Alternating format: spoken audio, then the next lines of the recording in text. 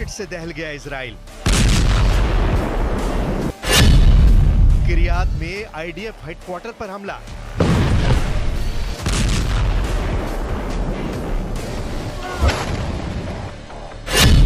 नसरल्ला के कत्यूशा ने मचाया कोहराम।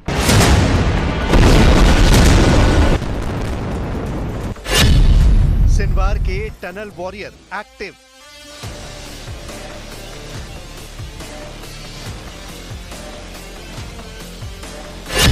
सिनवार ने दिखाया नरक शाप।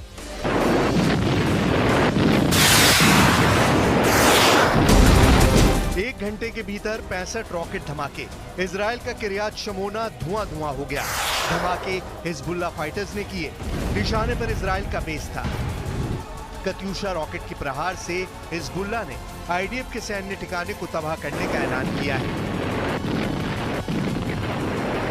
वहीं इजराइल ने दावा किया है कि हिजबुल्लाह के रॉकेट अटैक को मजबूती से जवाब दिया गया है। ज्यादातर रॉकेट को हवा में ही तबाह कर इजराइल ने आग बुझाने का मिशन भी शुरू कर दिया है। हिजबुल्लाह लड़ाकों के दागे गए रॉकेट रिहायशी बस्तियों में भी फटे हैं।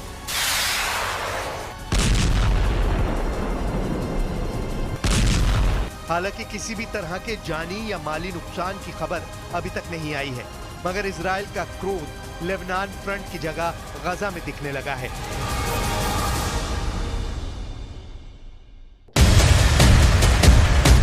गजा में जलते रॉकेट की आंधी थमने का नाम नहीं ले रही। बारूदी गुबार से ढकी गजा सिटी रह रहकर आग की लपटों में घिरती है, चीख पुकार मचती है और फिर इमारत काला खंडर बनती है। जमीन पर टैंक के गोले जलजला ला रहे हैं। आसमान से बरस रही मिसाइलें मौत बांट रही हैं। हमास लड़ाके आमने सामने के युद्ध में कहीं टिक नहीं पा रहे, मगर जो युद्ध हो रहा है, दिखाई दे रहा है, ये जंग उतनी भर नहीं। असल लड़ाई जमीन के नीचे शुरू हो चुकी है।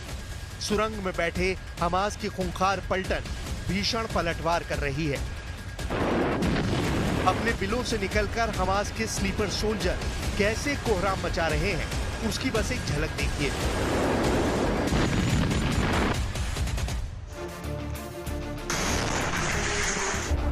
सुरंग से दबे पांव निकलते हैं हमास के बम स्क्वाड।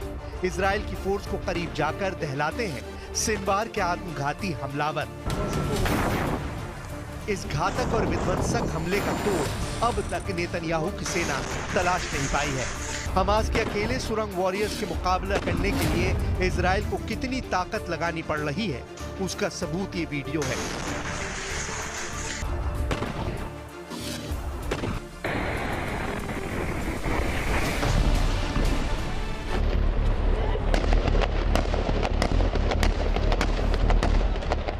इजराइल फोर्स से घिरा हमास का लड़ाका पत्थरों से बनी इमारत में शरण लेकर बैठा था। उसे घेरने के लिए 1 दर्जन से ज्यादा आईडीएफ सोल्जर्स ने फायरिंग की। वेस्ट बैंक के हेब्रोन में ये भिड़ंत कैमरे में कैप्चर हो रही थी। कई घंटों तक चले शूटआउट में आखिरकार आईडीएफ कामयाब रही, लेकिन एक अकेले हमास के लड़ाके ने दर्जनों जवानों को जोरदार टक्कर दी। इसी तरह उत्तरी गजा में इजराइल के हमले में 6 लोगों की मौत का दावा किया गया है, जबकि हमास को कोई भी नुकसान नहीं हुआ है। शेख जायद टावर्स इलाके में हुई भीषण लड़ाई में आईडीएफ के कई जवानों को जख्मी कर हमास फाइटर्स सुरंग में जाकर आराम से छिप गए। टनल बैटल में हमास इजराइल फोर्स पर भारी पड़ रहा है। इसकी वजह सुरंग में मिल रही ईरान और हिजबुल्लाह का फुल बैकअप है। इजराइल के पूर्व कैबिनेट मंत्री और सैन्य प्रमुख बेनी गैंट्स ने तो नेतन्याहू को ये वार्निंग भी दी है कि सुरंग में बैठे सिनवार का सफाया लगभग नामुमकिन है। अगर नेतन्याहू सही युद्ध रणनीति नहीं बना पा रहे हैं तो उन्हें सरेंडर कर देना चाहिए।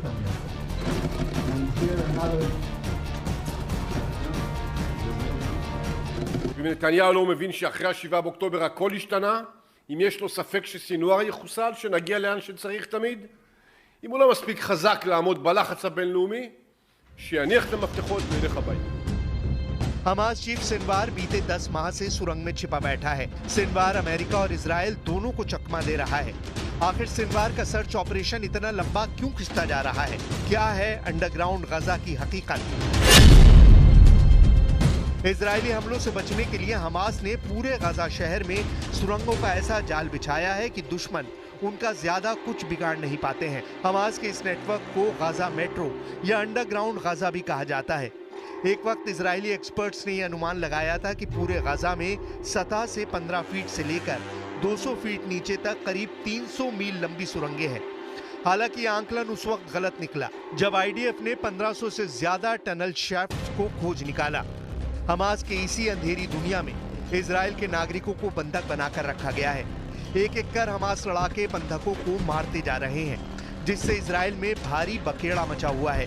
हाल ही में 6 बंधकों की मौत के बाद से प्राइम मिनिस्टर नेतन्याहू की मुश्किलें बढ़ गई हैं। देश भर में जारी विरोध प्रदर्शन से नेतन्याहू जहां बैकफुट पर है, वहीं सिनवार अपनी सुरंग से निकलकर नए हमले की प्लानिंग कर रहा है। सिनवार ने सभी सुरंगों के दरवाजों को धमाके का ट्रिगर बना दिया है।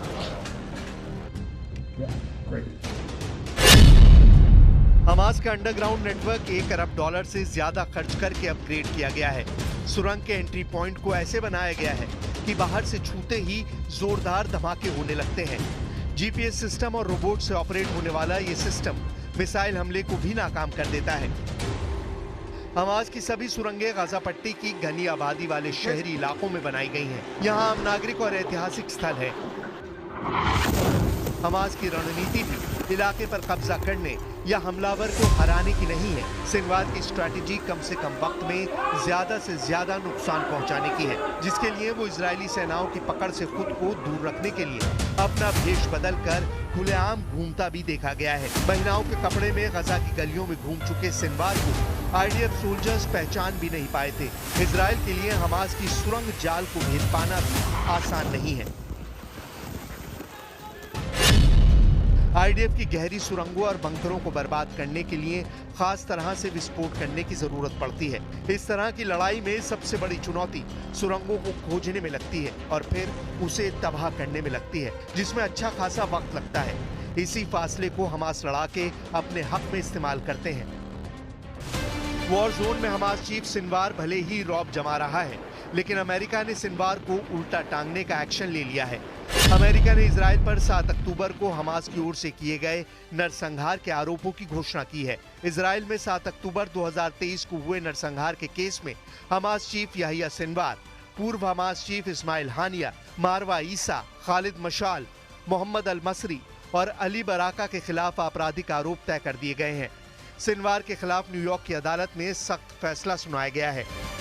Today, the Justice Department unsealed charges against Yahya Sinwar and other senior leaders of Hamas for financing and directing a decades-long campaign to murder American citizens and endanger the security of the United States. As outlined in our complaint, those defendants, armed with weapons, political support, and funding from the government of Iran and support from Hezbollah, have led Hamas's efforts to destroy the state of Israel and murder civilians in support of that aim. America में Hamas की top leadership पर कानूनी Hunter चलाने की तैयारी है, लेकिन super power Hamas कमांडरों तक कभी पहुंच पाएगा भी, फिलहाल इसके कोई आसार नहीं दिख रहे। ईरान के समर्थन से हमास फिर से ताकतवर बन चुका है।